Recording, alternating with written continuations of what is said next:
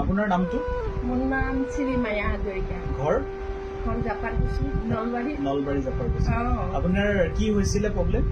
মোৰ তাৰমানে আজি প্ৰায় 18 বছৰ আগতে হয়। এনেকুৱা মোৰ বিষ হৈছিল। ঠিক আছে। বিষ হোৱাতে মই ৰঙিয়াৰ সেই আয়ুৰ্বেদিক চিকিৎসা কৰিলোঁ। হয়। কৰাতে মই 3 মাহৰ কোৰ্চ কৰিব দিছিল, মই 1 মাহ কৰিলোঁ। হয়। কৰাতেতো মই সম্পূৰ্ণ ভাল হৈ গ'লোঁ। হয়।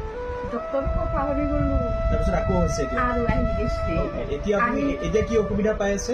এতিয়া তাৰমানে এই গাঁঠিবিলাক কি ডাঙৰ ডাঙৰ ডাঙৰ হৈ গৈছে। ভৰিৰ জইনবিলাক, আঁঠুবিলাক মই বহা মিলা কৰিব নোৱাৰোঁ। মানে আপুনি বহিব নোৱাৰে? নোৱাৰোঁ। মানে ইয়াৰ আগতে কেনেকে বহিব লগা হৈছিল আপুনি?